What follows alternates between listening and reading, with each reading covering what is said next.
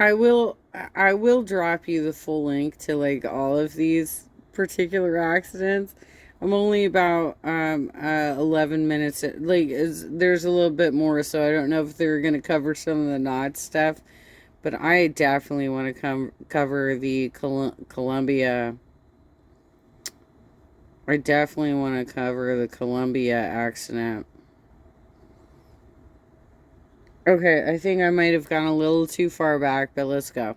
Operator, 33-year-old Charles A. Carnell, was charged with first-degree reckless injury, a crime punishable by 25 years in prison and a $100,000 fine. Carnell told the prosecutors he had blanked out and hadn't waited for the all-clear signal before letting go of Tegan. But sometimes, accidents happen due to the owner's desire to save money on the visitor's safety. On December 24th, 1998, a massive metal cleat detached from the hull of a ride called Sailing Ship Columbia. On the way down, it hit 2 park visitors and 1 Disney employee. One of the visitors, 33-year-old Luann Fee Dawson, who had sustained a head injury in the accident, later died in the emergency room. This was the first death at a Disneyland ride that wasn't the visitor's fault. No, okay. So this story was actually covered in Behind the Ears as well. And basically what happened is, what he's leaving out of the story is that Disneyland employees then put up curtains around where the accident took place. And before they actually got Anaheim police there, they started cleaning up the blood. They started cleaning up the crime scene. Literally a goddamn accident that resulted in a fatality, and they started cleaning up the crime scene in this situation. This fella also goes on to say that the Columbia wasn't used later. Yes, it was.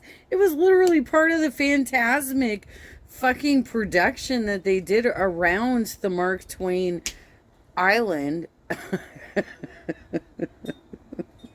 It got parked over by the catfish place where they served like fried catfish. It did not get decommissioned, you guys. I don't know where this guy is coming up with this bullshit. The man received 2 grave head injuries and an injury of a large blood vessel in the brain.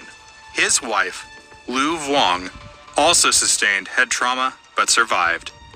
Mrs. Vuong received plastic surgery to sew the cuts on the right side of her face. A Disneyland employee, Christine Carpenter, had a severe leg injury but got proper hospital treatment. As shown in further investigation, the strap, which was supposed to hold the metal cleat in place, had been replaced with a rope made from unsuitable material to save money. Apart from that, the ship's approach to the dock was too fast, and the rope, which was used instead of a strap, wasn't strong enough to slow down the vessel's movement.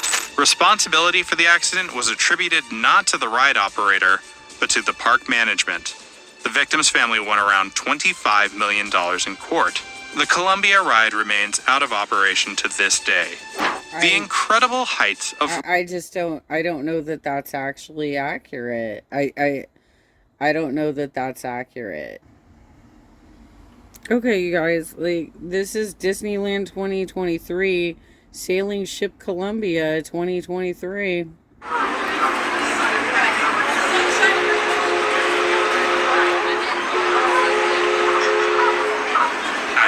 Times. The waters be cold and deep, and our crew cannot swim a stroke. So whosoever falls overboard will be staying overboard, and it will be duly noted in the ship's log, lost at sea. Since this is a fine wooden ship, you may not smoke or be starting any on-deck. All hands, ease the weather. Okay, it seems to me like it still exists, right? This is 2023, right? All right, let's go a little further.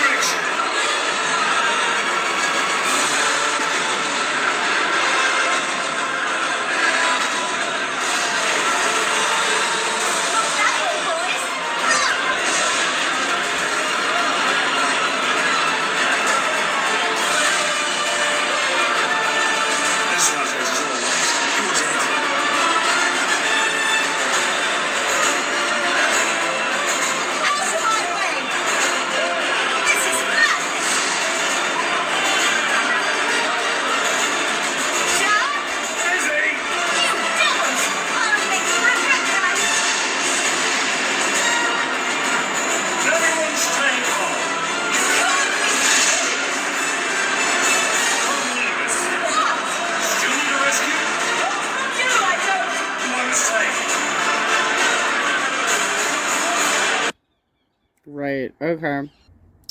So, I guess, point being is that these are the 9 worst roller coaster accidents ever. That's not even a roller coaster. It's a boat at Disneyland that had some sort of metal object fly off of it.